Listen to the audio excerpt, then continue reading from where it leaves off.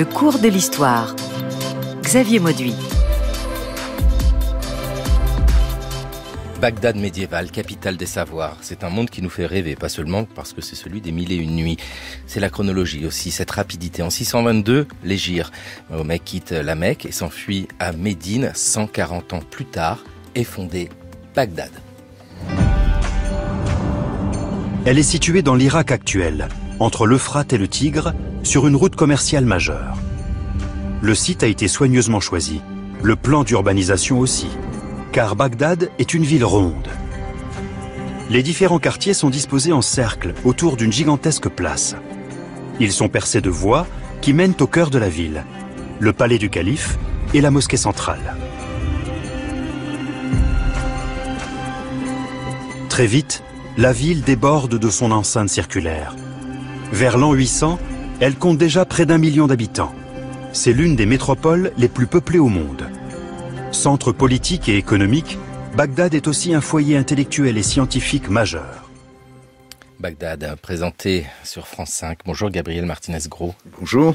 J'évoquais la rapidité chronologique entre 622, l'Hégire et la fondation de Bagdad. On pourrait rajouter dans cette chronologie le peu de temps qu'il a fallu à Bagdad pour devenir cette immense métropole. Mais déjà, pourquoi Bagdad ? Parce que la Mecque, Médine, pourquoi cette ville de Bagdad ?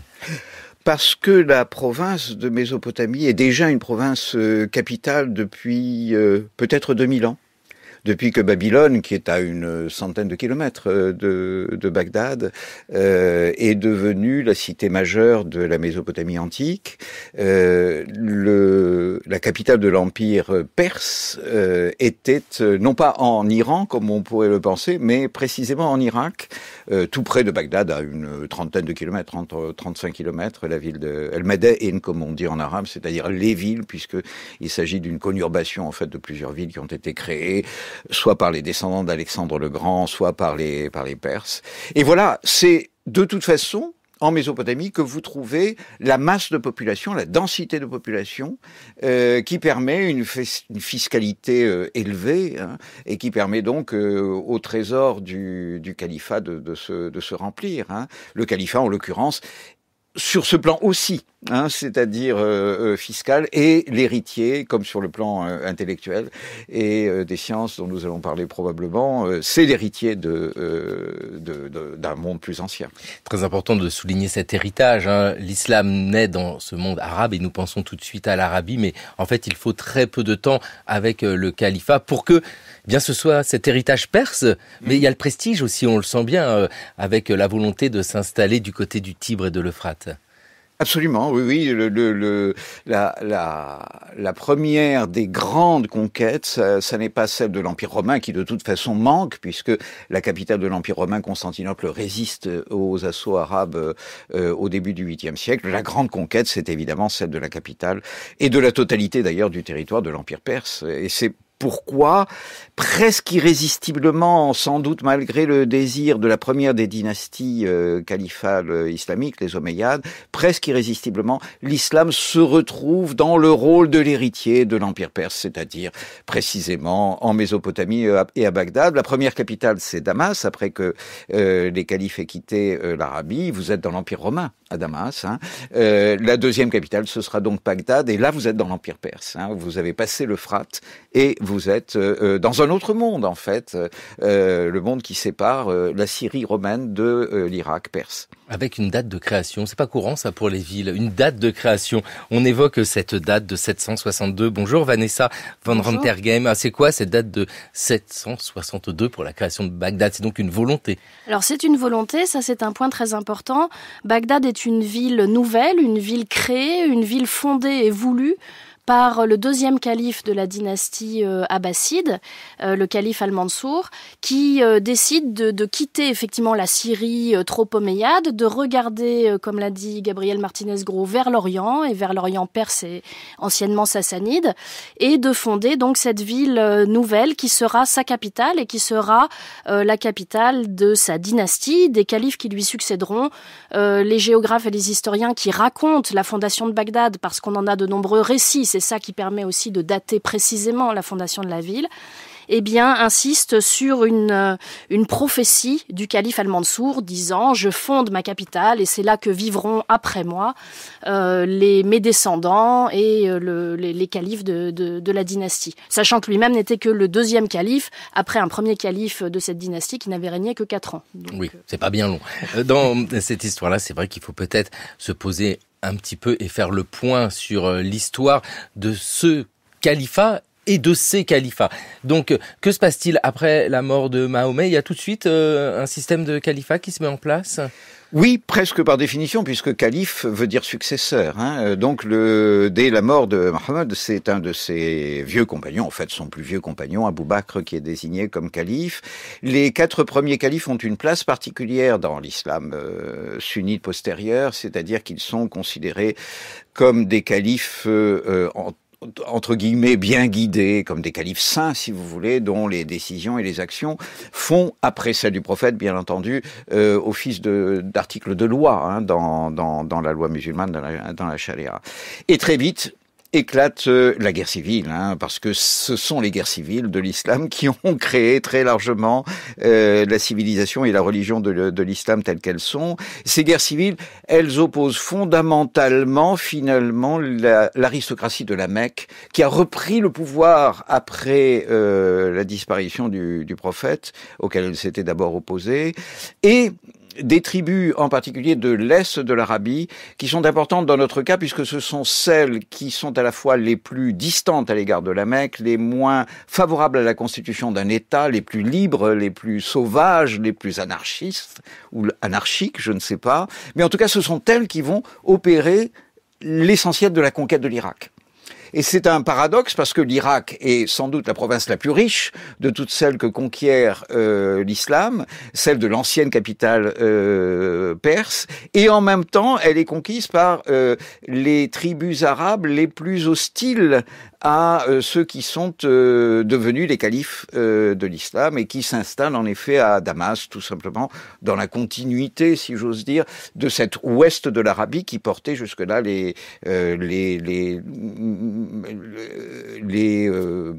données, les richesses les plus importantes, les activités économiques les plus grandes, etc.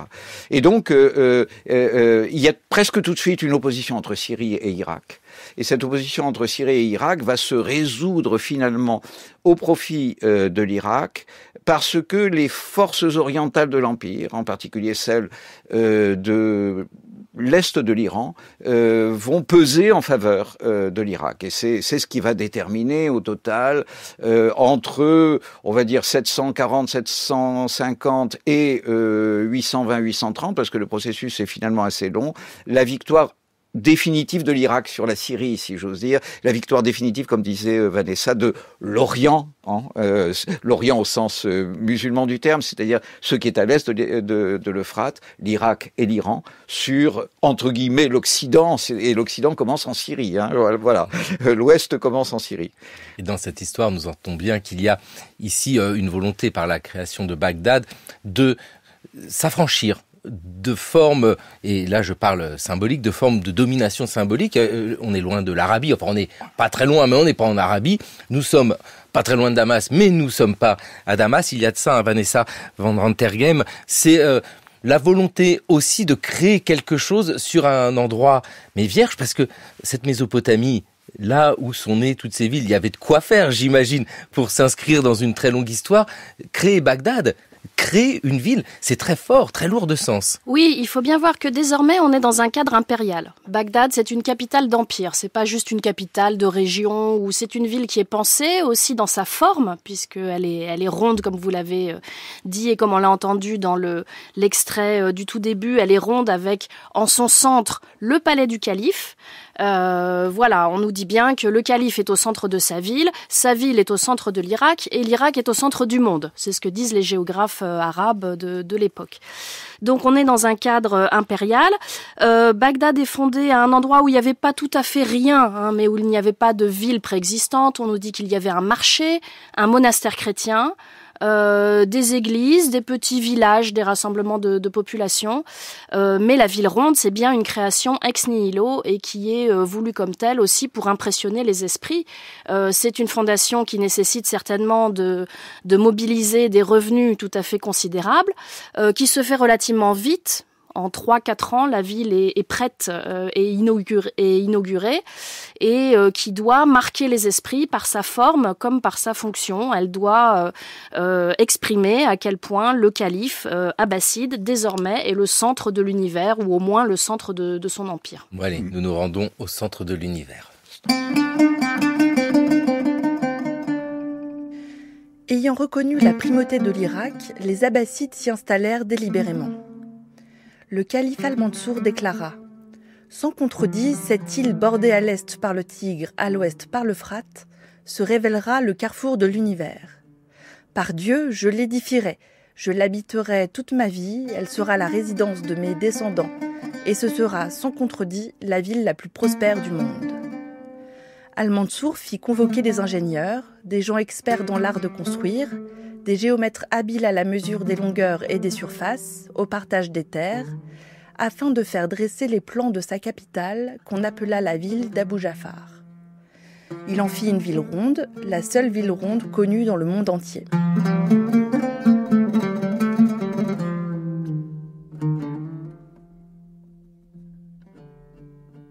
Jeanne Delacroix dans le cours de l'histoire qui lisait cet extrait du livre de pays. Alors, le livre des pays, on est un tout petit peu après, on est au Xe siècle, hein, dans cette narration, mais nous avons une ville créée avec une forme très particulière, une ville ronde, une ville qui est traversée par le Tigre, fleuve majestueux. Alors, elle est traversée par le Tigre ou elle est juste à côté du Tigre ? Elle est juste à côté du Tigre, c'est-à-dire la ville... Alors, tout dépend si on parle de la ville ronde.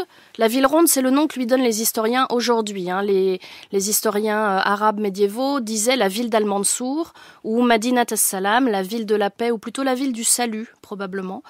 Voilà, donc le noyau originel, la ville ronde, est situé en bordure du Tigre, pas directement sur le Tigre, un petit peu à côté. Elle est traversée non pas par le Tigre, qui est un fleuve extrêmement large et impétueux, qui déborde régulièrement de son lit et qui est donc dangereux pour les constructions alentour. Elle est traversée par un système de canaux qui permet d'avoir de l'eau. Ce sont des canaux très anciens qui existent en Mésopotamie depuis l'Antiquité et qui relient notamment dans cette région-là le Tigre à l'Euphrate. Ce sont des canaux dérivés de l'Euphrate et qui coulent vers le Tigre. On retrouve, Gabriel Martinez-Gros, cet héritage mésopotamien. Mais alors, par contre, il y a une nouveauté. C'est cette ville ronde.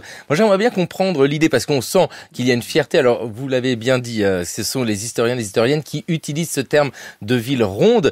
Mais malgré tout, il y a quelque chose ici qui interpelle. Il y a un modèle ancien, il y a quelque chose de particulier autour de cette forme. On le dit persan, on le dit oriental, précisément, ce qui assigne précisément Bagdad à ce monde oriental auquel les Abbassides sont attachés, hein, et d'où viennent leurs forces militaires. Il faut ajouter que ce genre de villes, le Caire ce sera pareil, hein, ce genre de villes sont d'abord des garnisons. Ce sont des garnisons pour les troupes victorieuses et qui ont installé la dynastie au pouvoir. Et vous avez très curieusement au Caire la même chose, hein, c'est-à-dire une ville ou un camp militaire au départ qui est relativement à l'écart du Nil pour éviter les inondations et les destructions, avec un canal qui assure le ravitaillement en eau de la ville nouvelle. Donc, le Caire, cela dit, n'est pas du tout une ville ronde et ne s'attache pas particulièrement à une origine géographique. Visiblement, Bagdad a été identifié d'emblée, mais sans doute pour des raisons idéologiques en large part, à une ville orientale au sens islamique du terme dont on parlait tout à l'heure, c'est-à-dire, encore une fois, irano-irakienne.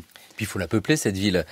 Vanessa. Oui, si je peux juste dire une chose sur la ville ronde. Il y a des villes rondes, effectivement, dans l'Iran ancien, Férouzabad, en Mésopotamie, la ville de Mari, probablement au premier millénaire. Ce sont des villes rondes, traversées de canaux et fortifiées, donc qui ressemblent tout à fait à la ville de Bagdad. Ensuite, il y a des débats encore jusqu'à aujourd'hui, parmi les historiens, pour savoir si la ville était exactement ronde ou pas.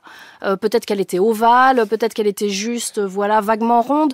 Les textes nous disent que la ville de Raqqa, fondée par Haroun al-Rachid, Rachid, enfin la ville fortifiée, était aussi une ville ronde alors qu'on sait qu'elle est en forme de fer à cheval. Voilà, on n'est pas totalement sûr que Bagdad était parfaitement ronde et symétrique, et on ne le sera pas tant qu'on n'aura pas fait de fouilles archéologiques, et pour l'instant il n'y en a pas. On ne sait même pas exactement où se situait cette ville dite ronde. Quant à la population de la ville, effectivement, il faut peupler la ville. Il faut la peupler, comme l'a dit Gabriel, de troupes et aussi de fonctionnaires qui vont travailler pour les Abbassides. Donc on a l'entourage califal. On est dans une société clientéliste. Le calife a ses clients, il a sa famille, il a ses clients affranchis et autres qui travaillent pour lui, soit dans l'armée, soit dans les administrations. Ses clients ont à leur tour leurs clients. Enfin voilà, ce sont des très larges clientèles qui s'installent à Bagdad. Et puis après, la grande réussite de la ville, c'est de parvenir à drainer toute une population venue non seulement de Mésopotamie, de l'Irak, mais venue aussi de régions bientôt beaucoup plus lointaines, puisque l'une des caractéristiques de la Bagdad médiévale, c'est vraiment son caractère cosmopolite. Et on rencontrera à Bagdad aussi bien des Iraniens que des Syriens, des Égyptiens, des Maghrébins un petit peu moins, mais ça dépend des périodes, des populations venues de la péninsule arabique et des populations également appartenant à toutes les religions représentées dans la région, c'est-à-dire non seulement l'islam sunnite et chiite tel qu'il se construit à travers les siècles, mais aussi le christianisme dans ses différentes églises que nous disons orientales, le judaïsme, le zoroastrianisme, qui disparaît un petit peu plus vite que les autres. Mais donc on a un mélange de population avec probablement aussi un mélange de langues. On parlait sans doute plusieurs langues à Bagdad, on y entendait non seulement l'arabe, mais également le turc des militaires à partir du 9e siècle et encore plus du 10e, mais aussi très certainement le persan, le kurde, le syriaque et d'autres langues pratiquées dans la région. Faut changer d'échelle dès lors, parce que nous parlons de Bagdad en tant que ville, mais Bagdad est la capitale de quoi ? De l'Empire. Alors, c'est quoi l'Empire ? C'est probablement un peu moins que la population de l'Empire romain, c'est-à-dire on estime souvent à 35 à 40 millions d'habitants la population de l'Empire abbasside à son apogée, avant que l'Empire ne commence à se disloquer, ce qui lui arrive malheureusement assez vite. Mais alors que Rome, c'est plutôt entre 50 et 60 millions d'habitants, pense-t-on. Donc c'est un tiers de moins pour l'Empire abbasside, ce qui veut dire que probablement Bagdad n'a pas tout à fait atteint les dimensions non plus de Rome. Et elle a été assez rapidement, Vanessa en parlait, assez rapidement ruinée. C'est-à-dire que si on connaît si peu au total la ville ronde aujourd'hui, c'est qu'elle a été assez rapidement ruinée dès le Xe siècle. C'est Ibn Khaldun, je crois, un des grands géographes arabes, qui dit que la ville est à peu près à moitié ruinée. La moitié des bâtiments qui avaient été construits à l'époque d'Al-Mansour et surtout à l'époque de l'apogée au IXe siècle, c'est-à-dire dans les 100 ans qui ont suivi la fondation de la ville, la moitié de ces bâtiments sont abandonnés à cause des crises à la fois frumentaires, des crises fiscales surtout, au fur et à mesure que Bagdad, que le centre de l'Empire, perd sa maîtrise sur des provinces, il perd en même temps l'impôt qui en vient, et par conséquent, la ville qui vit du ruissellement, comme nous dirions aujourd'hui, du ruissellement à partir de l'impôt et de la richesse des puissants à l'égard de leurs clients, etc. La ville se restreint, se réduit, tout naturellement. L'Empire abbasside, si on voulait donner des limites géographiques. Alors oui, c'est vrai. En gros, entre la Tunisie à l'ouest d'aujourd'hui et l'Asie centrale à l'est, c'est-à-dire qu'il va jusqu'à l'Ouzbékistan d'aujourd'hui, voilà. Et même il est plutôt mieux implanté à l'est, même si à l'est ce sont assez vite des vassaux, mais des vassaux fidèles, les Samanides par exemple, qui s'enracinent, que à l'ouest. Et il a plus de difficultés finalement à l'ouest, c'est-à-dire dans des provinces comme la Tunisie, voire l'Égypte, qu'il perd assez vite au total, dès le 9e siècle, le dernier tiers du 9e siècle, l'Égypte est perdue, puis reconquise, puis reperdue. Enfin, c'est une province très disputé, tandis qu'au contraire, il est plutôt mieux implanté, on ne le dira jamais assez, dans les territoires iraniens et irakiens, bien sûr. Cet espace de carrefour, hein, on va comprendre combien c'est une importance, parce qu'il faut toujours faire un petit peu de géographie. Oui. Avant les Abbassides, il y avait les Omeyyades, mais les Omeyyades ne disparaissent pas, parce que vous nous avez donné une limite en Tunisie, Gabriel Martinez-Gros, mais on sent bien que à l'ouest de la Tunisie, c'est aussi... Il y a encore quelque chose. Bah oui, il y a encore quelque chose. Oui, en effet, mais quelque chose que les Abbassides ne contrôlent pas, quelque chose qui va très vite échapper à leur autorité, ou va toujours échapper à leur autorité, en fait. Dès 750, en effet, un descendant des Omeyyades, d'abord, s'est établi en Espagne, et donc l'Espagne a rompu politiquement avec l'Empire.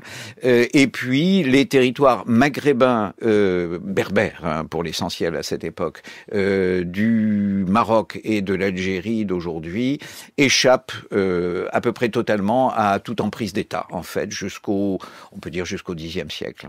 Qu'en est-il de l'Espagne à ce moment-là ? Alors l'Espagne est donc entre les mains de l'ancienne dynastie, la dynastie des Omeyyades, l'ancienne dynastie qui a été chassée d'Orient par les Abbassides, par les fondateurs de Bagdad, et cette Espagne, elle est encore un peu terne au moment où Bagdad connaît son apogée, c'est-à-dire au 9e, 10e siècle. Elle va connaître son apogée précisément à partir du moment où Bagdad décline, où la centralité de l'Empire s'affaiblit.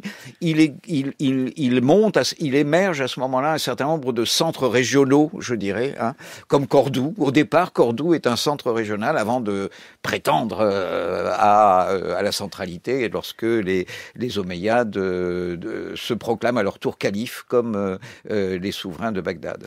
Et à Cordoue, on trouve Averroès, mais là on est plus tard, on est au XIIe siècle, beaucoup plus tard, on y trouve aussi le destin de Youssef Chahine. Un homme ignorant et paresseux qui apprend par cœur de versets du Coran et qui s'en sert comme fonds de commerce en prétendant interpréter la parole divine, cet homme peut-il se dire pieux ? La connaissance des textes exige des années d'efforts, d'études approfondies et bien sûr de recherche et de réflexion personnelle aussi. Alors comment peut-on suivre ceux qui prétendent avoir reçu le savoir et qui méprisent ce verset du Coran ? Au nom d'Allah le miséricordieux, tel homme ignorant se procure des discours futiles pour égarer les autres hors du chemin de Dieu et prendre celui-ci en dérision. Ceux-là subiront un châtiment ignominieux. Vraie est la parole du Tout-Puissant.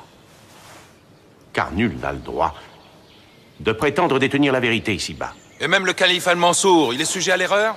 Le grand imam Malek disait en désignant le tombeau du prophète les mots suivants. Toute personne peut être interrogée ici-bas, excepté celui qui gît ici. Tenez encore, l'imam El-Shafi'i disait qu'une opinion, si vraie soit-elle, peut paraître erronée, alors qu'une opinion d'apparence erronée peut être vraie. Un extrait du Destin, le film de Youssef Chahine en 1997. Alors, Gabriel Martinez-Gros, oui, bien sûr, au moment de réfléchir à la vivacité intellectuelle, bien sûr, nous pensons souvent à l'Andalousie, mais peut-être par proximité géographique, hein. Mais auparavant, il y a aussi ce moment à Bagdad, où il se passe quelque chose. C'est important de souligner cette évolution chronologique. L'Andalousie, que nous imaginons d'Averroès, c'est un XIIe siècle, mais bien avant, plusieurs siècles plus tôt, à Bagdad, il s'était passé quelque chose de très fort. Absolument. Fondamentalement, c'est le même mouvement d'ailleurs, hein, c'est-à-dire un double mouvement de traduction tout à fait extraordinaire qui fait passer l'essentiel du patrimoine que nous appelons scientifique, précisément sans doute pour cela, parce qu'il a été déterminé par les traductions du grec pour l'essentiel à l'arabe, et puis au XIIe siècle, ce même patrimoine, en fait, en Espagne, est retraduit, de l'arabe au latin. Hein, et c'est ce double mouvement de traduction qui n'en font qu'un, en fait. Hein. Et il commence à Bagdad, évidemment. Hein. Cordoue, ou Séville, ou Tolède ne sont que les fils historiques de Bagdad. Hein. Et c'est assez exceptionnel. Alors, Vanessa nous l'a dit, hein, c'est essentiellement parce que nous sommes en présence de l'Empire et que toutes les voies de l'humanité, tous les patrimoines humains doivent aboutir à la capitale du califat, qui est la capitale du monde, tout simplement.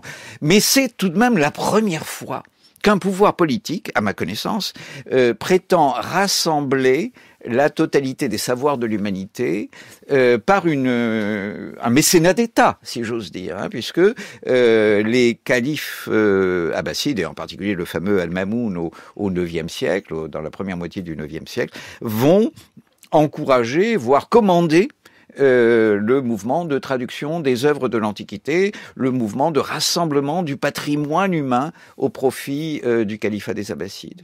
Ce que nous explique Gabriel Martinez-Gros fait rêver, tout simplement parce que se dire qu'à ce moment-là, à Bagdad, il y a un pouvoir politique qui décide de réunir ce patrimoine intellectuel mondial et de le traduire. Vanessa van Rantergem, qu'est-ce qui se passe? Pourquoi cette volonté? On sent bien un capital du monde. C'est une chose, mais ça ne suffit pas. Il y a tant et tant d'exemples pour imposer sa puissance par d'autres manières que par la réflexion. Qu'est-ce qui se passe ici avec cette volonté de réunir tous les savoirs? Alors il y a certainement une dimension politique également à cela. S'approprier les savoirs, c'est se dire une fois de plus centre de l'univers et centre intellectuel du monde. La première façon, il y a vraiment plusieurs facteurs qui convergent tous vers cet essor et cette floraison scientifique et intellectuelle, qui dépasse le seul mouvement des traductions, hein, qui est vraiment un mouvement de production intellectuelle et d'appropriation de patrimoine plus ancien. Le premier mouvement, c'est celui qui consiste à rassembler des livres, puisque un point très important, ce sont les bibliothèques princières que les califes mettent en place. La bibliothèque la plus célèbre est celle que l'on appelle le Beit el-Hikma, la maison de la sagesse. Donc c'est une pièce qui renferme la sagesse du monde. Hein. Hikma, c'est un terme arabe qui désigne, on va dire, les savoirs en général, la sagesse, la philosophie, les savoirs anciens. Et la première chose, c'est rassembler des textes.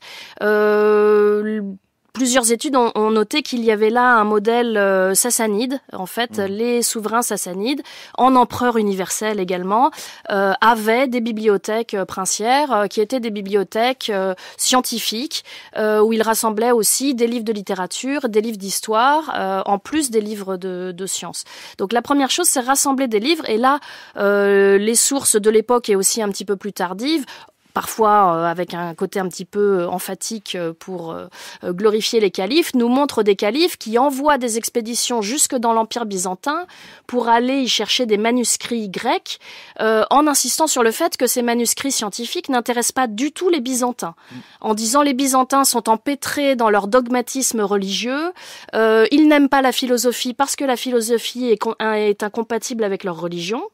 Mais nous, arabes musulmans de Bagdad, on va chercher ces manuscrits grecs, on les rapporte à Bagdad et on les fait traduire. Donc vous voyez, il y a aussi une dimension politique, hein, on en profite pour marquer la supériorité sur l'empire byzantin. Il n'y a pas que des livres grecs dans les bibliothèques des califes, il y a aussi des livres en pelvi, le persan ancien. Et des livres notamment en pelvi qui sont parfois des traductions du sanskrit. Donc on a aussi une partie d'un patrimoine scientifique indien qui est transmis et conservé à Bagdad. Alors ce mouvement après des traductions, il faut bien... Effectivement, il est tout à fait remarquable et tout à fait impressionnant. C'est vraiment quelque chose de fantastique à étudier. Il s'accompagne d'un mouvement de production intellectuelle. Hein. On ne se contente pas de traduire. On traduit, on commente, on critique. On dit par exemple Ptolémée s'est trompé. L'observation astronomique montre que, ou au contraire la pratique mathématique montre que. On corrige, on retraduit. Il y a des traducteurs comme le très célèbre Hunayn ibn Ishaq, un médecin de la cour califale du IXe siècle, qui retraduit les traités de Galien plusieurs fois. Pourquoi ? Parce qu'il a eu entre les mains des nouveaux manuscrits qu'il peut comparer avec les manuscrits précédents, ou bien parce que tout simplement, 10 ans, 20 ans après ses premières traductions, il dispose de plus d'outils. Il y a la terminologie, par exemple, qui se développe, la création de nouveaux termes en arabe pour transcrire des notions qui n'existaient pas forcément avant le début de ce mouvement des traductions. Et donc, les traducteurs reprennent leurs traductions, les critiquent, les améliorent, et on produit aussi, on commente beaucoup les auteurs anciens, et tout cela mène à un formidable essor intellectuel, essor des sciences, qui dépasse vraiment la simple transmission du patrimoine antique. Ouais, cet essor des sciences, c'est celui qui nous intéresse aujourd'hui dans le cours de l'histoire sur France Culture. Gabriel Martinez-Gros, mais Bagdad médiévale, c'est une ville où on parle toutes les langues, parce que les manuscrits arrivent, sont des manuscrits en grec, mais vous l'avez dit, dans d'autres langues. Oui, c'est vrai. Il y a un vrai problème de compréhension linguistique. Il y a une fascination extrêmement touchante aussi du phénomène grec, de l'Antiquité grecque. Ça n'est pas évident. Ou du moins, pour comprendre cette fascination de l'hellénisme, ou de l'hellénisme intellectuel, de l'hellénisme scientifique, il faut comprendre que pour Al-Mamoun et ses successeurs, l'islam est la rationalité du monde, ce qui peut aujourd'hui nous surprendre, effectivement, tant les réactions de l'islam le plus extrémiste peuvent nous paraître irrationnelles, précisément. Mais pour eux, c'est évident. C'est ce que disait Vanessa à propos du fait que les chrétiens étaient, byzantins j'entends, étaient engoncés dans leur concept religieux qui les empêchait de penser rationnellement et scientifiquement, alors que l'islam le peut, pense-t-il.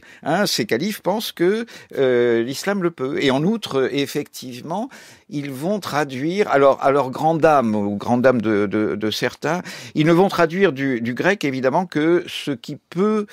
ce qui est assez abstrait pour pouvoir être traduit. C'est-à-dire que on n'arrive pas à traduire la poésie. C'est Adjaez qui dit, malheureusement, la poésie grecque nous échappera toujours parce que nous n'avons pas la musique de la langue, tout simplement.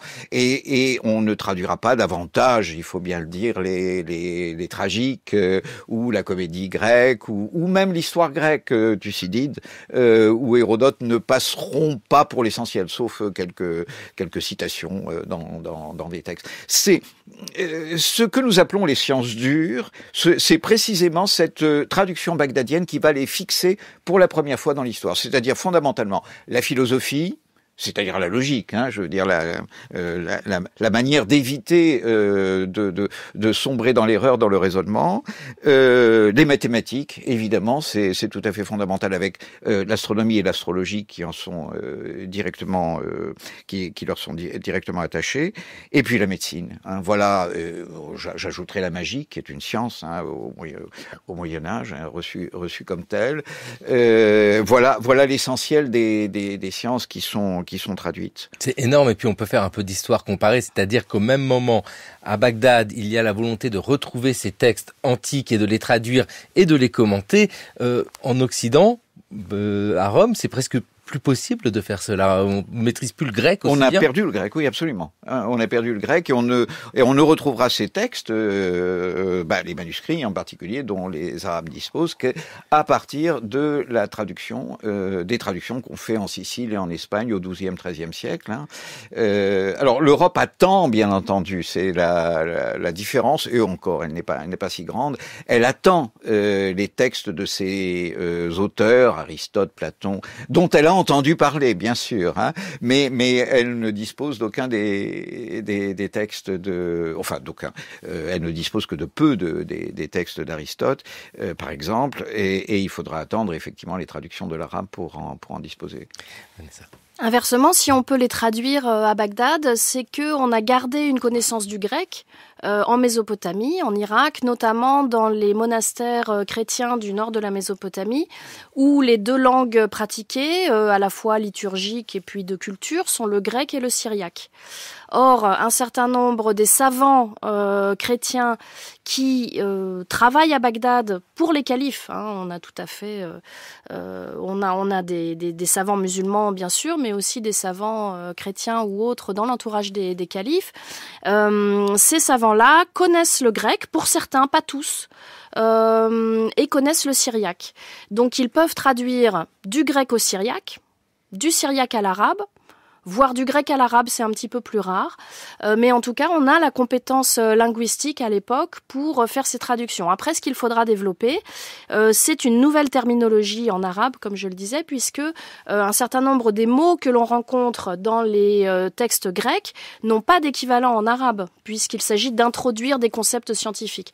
Donc il y a aussi tout un travail qui consiste à forger des nouveaux termes, mais un petit peu comme dans l'Europe latine, comme quand on invente algèbre, qui est juste une latinisation d'un terme arabe, parce qu'on n'a pas de terme latin qui correspondent à cette science-là. Alors on latinise le terme arabe, et puis il passe en tant que concept scientifique dans la langue latine de l'époque. Pour avoir autant de spécialistes dans une ville comme Bagdad, qui s'adonne à la traduction et aux commentaires de tous ces textes, ça veut dire qu'il y a une vraie volonté, parce que c'est une ville qu'il faut organiser, qu'il faut payer, faut nourrir les gens aussi. C'est là où la place du calife est au cœur de toute cette réflexion. Est-ce que c'est une volonté du calife au sens où est-ce que c'est le calife qui va créer ces écoles, la maison de la sagesse, on en a parlé, ou est-ce que c'est le calife qui va simplement encourager les différentes élites à porter ce mouvement ? Dans le cas du calife Mahmoud, il s'y est engagé personnellement. Alors ce calife qui triomphe à l'issue d'une guerre civile contre son frère et à la tête une fois de plus de troupes venues d'Orient, de l'Orient islamique, c'est-à-dire de l'Asie centrale, était personnellement engagé dans ces traductions. Il était personnellement intéressé par la philosophie grecque et aussi personnellement intéressé à donner pour la première fois à l'islam des bases intellectuelles, à l'islam j'entends à la religion musulmane, des bases intellectuelles qu'il estimait lui solides, c'est-à-dire des bases intellectuelles rationnelles et grecques. C'est ce qui a d'ailleurs provoqué, j'allais dire la grande catastrophe, non, ce qui a provoqué une réaction extrêmement vive, en particulier de la population, de la plèbe bagdadienne, et puis du plus célèbre sans doute des hommes de religion de Bagdad au IXe siècle, à l'époque d'Al-Mamoun, que Vanessa connaît bien, c'est-à-dire Ibn Hanbal. Ibn Hanbal qui est l'ancêtre très très lointain de nos mouvements islamistes, puisque le wahhabisme saoudien se réclame de lui. Et d'une manière générale, tous ceux que nous appelons les salafistes se réclament d'une forme de hanbalisme. Alors ils ne veulent pas le dire parce qu'ils ne veulent pas s'inscrire dans l'une des écoles, donc dans l'une des divisions de l'islam sunnite traditionnel, mais en fait c'est bien le hanbalisme qui a très largement inspiré tous les mouvements de retour, de réforme. Et ce Ibn Hanbal, il apparaît précisément dans l'opposition au projet d'Al-Mamoun de fonder rationnellement l'islam. Et donc ce mouvement de traduction et d'approfondissement scientifique, il est lié d'une part, comme le disait Vanessa, à une transformation de la langue, tout simplement, à une véritable création de la langue arabe classique, qui n'est pas tout à fait celle du Coran, qui est beaucoup plus riche évidemment que celle qu'on trouve dans le Coran, parce qu'elle répond à beaucoup de besoins nouveaux. Et puis aussi, c'est d'une manière générale une volonté de fonder l'islam en empire, si j'ose dire, c'est-à-dire précisément de se servir de tout l'héritage des patrimoines humains antérieurs pour faire de l'islam l'incontestable religion du monde. Oui, parce que il y a cette réflexion théologique, Vanessa van Rentergem. Bien sûr, traduire des textes de l'Antiquité, ça nous intéresse parce qu'on connaît bien ce cheminement intellectuel, ces transmissions, c'est fascinant. Mais il n'y a pas que ça. Ce qui est tout aussi fascinant, c'est cette réflexion théologique à Bagdad. On peut peut-être rappeler d'ailleurs ces grands mouvements qui peuvent séparer l'islam de ce moment-là. D'ailleurs, c'est un écho à notre monde contemporain avec, et c'est passionnant ce que disait Gabriel Martinez-Gros, ses origines. Alors, on va pas utiliser ce radicalisme, mais une volonté de retourner aux sources. C'est-à-dire, dans les religions, il y a toujours cette volonté d'aller à la source, mais même quand on est au plus près de la source. Oui, alors ce qu'il faut bien voir, c'est qu'à l'époque, on ne considère pas du tout que les disciplines que nous appelons rationnelles ou scientifiques soient incompatibles avec la théologie. Ce sont les savants de l'époque sont parfois à la fois mathématiciens et théologiens, ou bien juristes et médecins. On peut très bien concilier à l'époque. Enfin, c'est même pas concilier parce qu'on ne considère pas cela comme inconciliable. On peut très bien pratiquer des disciplines qui aujourd'hui nous semblent incompatibles parce que les unes mettent l'accent sur la raison, le raisonnement logique, etc., et d'autres insistent sur les mystères divins, etc. Bon.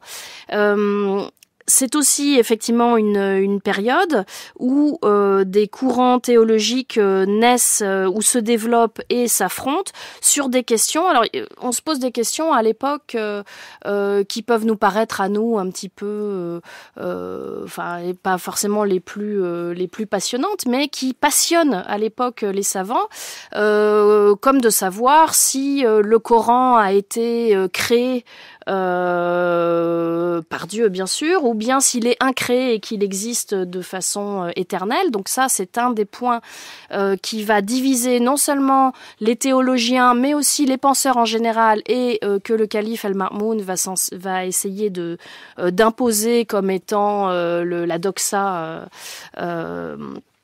de l'époque.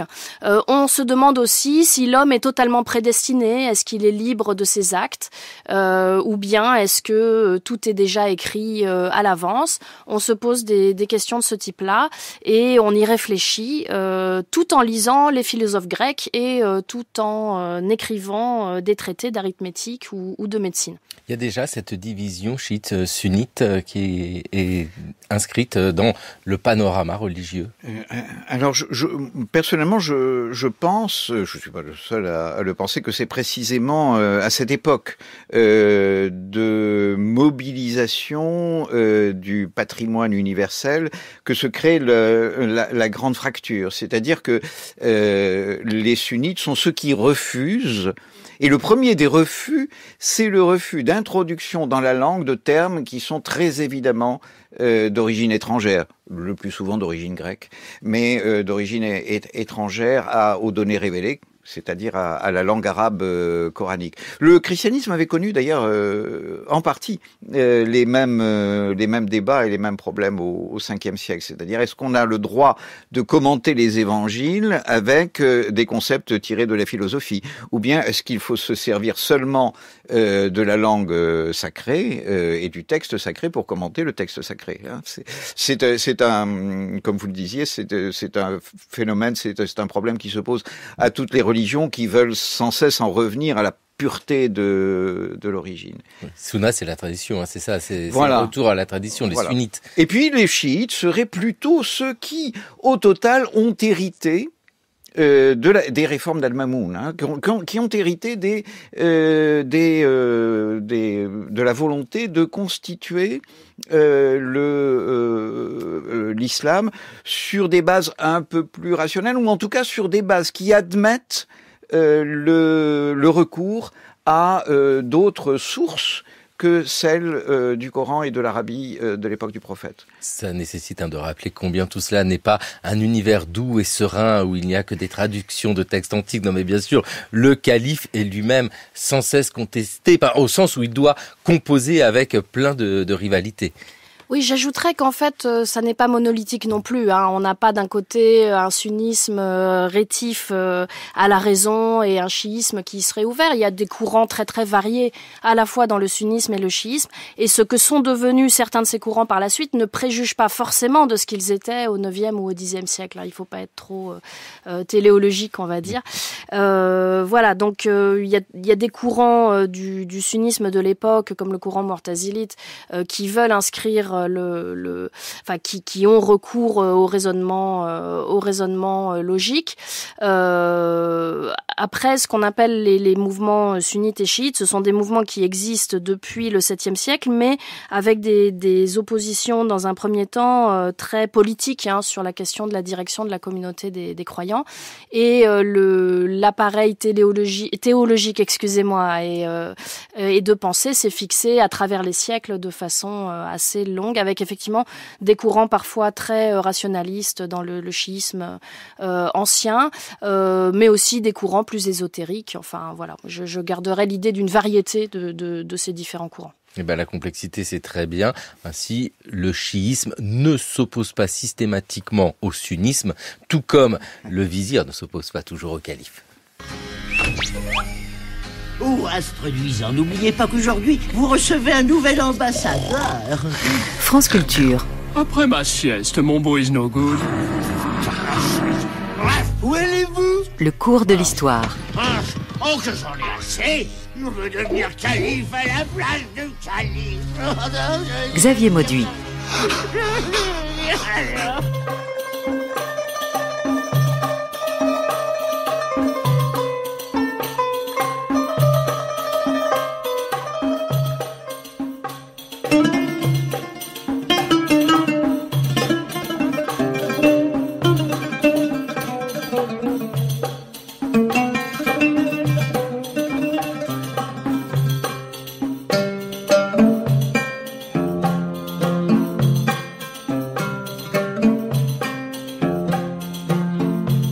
الدهر لا يعطي الذي نأمل وفي سبيل اليأس ما نعمل الدهر لا يعطي الذي نأمل وفي سبيل اليأس ما نعمل ونحن في الدنيا على همها ونحن في الدنيا على همها يسوقنا حادي الردى المعجل يسوقنا حادي الردى المعجل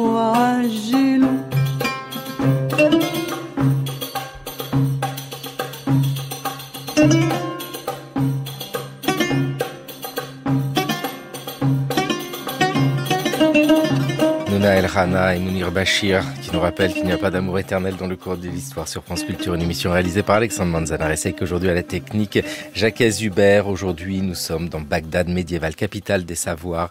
Vanessa van Rantergem, cette Bagdad qui nous intéresse, vous nous l'avez dit, pour les traces archéologiques du Moyen-Âge, historiennes, archéologues sont un peu en manque. Mais pourquoi? Parce que la ville a été reconstruite par-dessus. Il faudrait supprimer la ville actuelle. Alors la ville a d'abord été détruite plusieurs fois par des guerres, par des sièges. On peut penser aux Mongols qui ont pris quand même 3 fois la ville entre le XIIIe et le début du XIVe siècle. Mais aussi tout simplement par la déprise urbaine. Il y a des périodes dans l'histoire de Bagdad, notamment à la fin du Moyen-Âge, à l'époque moderne, où la ville décroît très fortement en termes de population et toute une partie de la ville, notamment la rive ouest du Tigre, qui était l'ancien centre, là où était située la ville ronde, est totalement en déprise urbaine. Du coup, la plupart de ces territoires-là deviennent des champs cultivés. Lorsque Louis Massignon se rend en Irak au début du XXe siècle, il parcourt cette rive à cheval et il dit il n'y a plus rien, il n'y a plus que des champs. Et comme les Turcs sont passés par là, les Ottomans, même les toponymes arabes ont été effacés. Ils ont été recouverts par des toponymes remplacés par des toponymes turcs. Donc ça rend très difficile d'identifier les différents quartiers de la ville, de retrouver des rues. Alors sans doute que si des archéologues se mettaient très sérieusement à creuser partout, ils trouveraient sans doute des choses. Mais entre-temps, la ville a regagné. Il y a eu un second essor urbain au XXe siècle qui a totalement recouvert et la rive occidentale et la rive orientale de construction. Donc maintenant, vous savez bien que quand une ville est construite, on peut pas raser les buildings pour aller voir si on trouve la ville ronde en dessous. C'est un petit peu difficile. D'autant plus que il faudrait pour cela une volonté politique, des capacités financières et des conditions de sécurité minimum qui permettent d'aller creuser pour voir si on retrouve les fondations de la ville ronde ou d'autres bâtiments de la Bagdad médiévale. D'où la gloire française avec l'INRAP, l'archéologie préventive, c'est-à-dire avant de construire le bâtiment, on creuse un peu et on regarde, puis après on construire le bâtiment. Gabriel Martinez-Drouot, je voudrais votre regard justement sur cette histoire de Bagdad médiévale, au sens où, eh bien, il y a l'héritage mésopotamien qui remporte très facilement, et on le voit bien dans notre idée du Bagdad, enfin Bagdad n'existait pas, mais de la Mésopotamie du passé. Aujourd'hui, que reste-t-il de Bagdad médiéval? C'est très intéressant tout ce qu'on raconte, capitale des savoirs, véritable carrefour entre l'Asie et l'Europe, entre l'Orient et l'Occident. Est-ce que ça reste encore dans les mémoires? Dans les mémoires, oui, beaucoup plus que dans la réalité, hein, comme on le disait il y a un instant. Il faut peut-être ajouter qu'on est en Mésopotamie, c'est-à-dire que la ville était probablement une ville de briques crues. Donc d'un matériau extrêmement fragile et qui fond littéralement sous l'effet des inondations, des pluies, etc. Et donc il ne doit pas rester grand-chose de la réalité de Bagdad. En revanche, bien sûr, dans la mémoire, Bagdad reste très très présente comme un paradis perdu, comme une sorte de paradis perdu. Alors la ville décline de façon radicale à partir, on peut dire, du XIIIe siècle. Il y a une sorte de mouvement de déplacement de la capitale du monde islamique, ou de ce qu'il en reste après la conquête mongole, vers la Syrie d'abord, puis vers l'Égypte. Le Caire prend au XIIIe siècle la place de Bagdad comme capitale du monde de langue arabe, et finalement ne quitte pas cette position privilégiée jusqu'à nos jours. Mais Bagdad reste précisément la ville de l'apogée. Et encore aujourd'hui, elle est associée très profondément à sa destruction, à cette espèce de poésie implicite que presque tous les Arabes ont en tête des ruines. Parce que la poésie arabe a été en très large part, la poésie bédouine, j'entends, a été en très large part une poésie des ruines. Cette poésie des ruines se reporte aujourd'hui sur le destin tragique de Bagdad, détruite par les Mongols, bien sûr, et certains ajouteront par les Américains, ce qui est assez ridicule, évidemment. On ne peut pas comparer les deux phénomènes à partir de 2003. Gabriel Martinez-Drouot, vous êtes professeur émérite d'histoire médiévale à l'Université Paris-Nanterre.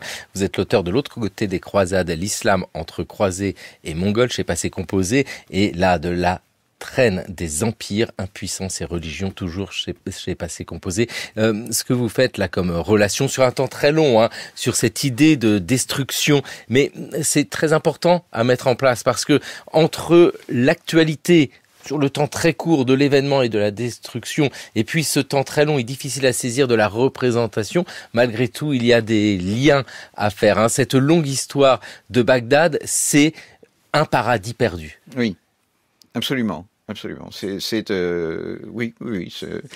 un paradis perdu, tout à fait. Vanessa van Renterghem, ce paradis perdu, vous le retrouvez aussi quand on évoque Bagdad, parce que si l'on va dans un musée à Bagdad, il n'y a pas que cet héritage mésopotamien, on a encore le souvenir de ce passé médiéval. Oui, bien sûr, c'est un passé qui est effectivement très vivace dans l'esprit et la mémoire de tous les intellectuels arabes d'aujourd'hui, on va dire. Par exemple, je vous donne juste un exemple. Le musée d'art islamique du Qatar a organisé jusqu'à février dernier une très grande exposition sur Bagdad qui montrait justement des manuscrits produits à Bagdad, qui mettaient l'accent à la fois sur ce mouvement des traductions, sur l'école de calligraphie de Bagdad aussi, qui est très connue à l'époque mongole, et sur la suite, c'est-à-dire que Bagdad est quand même resté une capitale intellectuelle jusque dans les années 50-60. C'était une ville, c'était l'une des villes arabes où l'on écrivait, où l'on publiait, où l'on lisait. Le Corbusier. Absolument. C'était une ville moderne et active au niveau intellectuel. Après, bien entendu, comme dans beaucoup de pays voisins, quelques décennies de dictature politique ont éteint tout cela, et le contrôle américain par la suite n'a pas non plus tellement aidé à remettre des conditions pour l'épanouissement de la vie scientifique et intellectuelle. Dans cette histoire-là, il y a plusieurs héritages à revendiquer. Vous parlez de ces ces années de dictature pour l'Irak, c'est Saddam Hussein. Saddam Hussein qui avait mis en avant le passé mésopotamien, parce que extrêmement prestigieux, qui conduisait sur un temps long. Cette idée de Bagdad cosmopolite où l'on traduit, où l'on accueille les religions, c'était aussi un argument à faire valoir. Alors oui, c'est assez curieux en effet, mais le phénomène se retrouve en partie en Syrie. C'est la référence mésopotamienne plus encore que califale de la Bagdad de Saddam, de la Bagdad baassiste, un peu comme de la Syrie baassiste aussi de Bachar. Par exemple, la province de Mossoul. Mossoul est quand même la grande ville du Nord et qui a une immense histoire islamique, bien sûr, se nomme toujours à ma connaissance, la province de Ninive. C'est ce qui est assez curieux. C'est-à-dire qu'on a préféré la référence antique et mésopotamienne, ce qui est une manière de dire que dans ce croissant fertile, c'est-à-dire Syrie-Irak en gros, et Liban, Jordanie, Palestine, les Sémites sont chez eux depuis des milliers d'années. Donc les Arabes, si vous voulez, parce que Arabes et Sémites sont quasi synonymes aux yeux de la plupart des intellectuels arabes, sont chez eux depuis des milliers d'années. Voilà, croissant fertile aussi de manière intellectuelle. Merci vraiment à tous les deux. Gabriel Martinez-Gros, je rappelle la traîne des empires, et merci aussi beaucoup à vous, Vanessa van Ranter-Game. Vous êtes maîtresse de conférence au département des études arabes de l'INALCO avec les élites bagdadiennes au temps des Seldjoukides. Ce sont ces histoires qui nous plongent dans un passé qui a besoin d'être éclairci pour comprendre le présent. Merci vivement à tous les deux. Voici celui qui œuvre dans le même sens, Gérard Noiriel, le pourquoi du comment. Comment les émigrants basques se sont intégrés dans la société américaine. Dans le débat public français, la question de l'immigration a toujours suscité plus d'intérêt que celle de l'émigration. Il est vrai que l'histoire contemporaine de la France a été beaucoup plus marquée par l'arrivée des étrangers que par le départ des autochtones. Pourtant, à toutes les époques, des Français sont partis vivre ailleurs. Cela a été le cas notamment pour les Basques. On estime à 4 500 000 personnes d'ascendance basque en ligne directe qui vivent aujourd'hui aux quatre coins du monde. Parmi elles, j'ai choisi aujourd'hui de vous parler de celles qui ont émigré vers la côte ouest des États-Unis à la fin du XIXe siècle et au début du XXe siècle. Étant donné qu'une partie de ces migrants venaient d'Espagne et les autres de France, je me suis demandé quel était le critère le plus pertinent pour expliquer leur intégration ou leur non-intégration dans la société américaine. Est-ce leur ascendance basque ou leur nationalité qui a joué le rôle principal ? On estime qu'en 1900, environ 1000 Basques habitaient dans l'un des 4 États américains de l'Ouest où ils étaient les plus nombreux. 10 ans plus tard, ils étaient près de 8400. L'une des raisons majeures de leur émigration tenait au droit d'aînesse qui était en vigueur dans les familles basques. Tout l'héritage revenant aux aînés, les cadets étaient souvent poussés à émigrer. Malgré ce point commun, et bien qu'ils aient partagé la même langue, on constate de grandes différences entre l'émigration des Basques français et celle des Basques espagnols.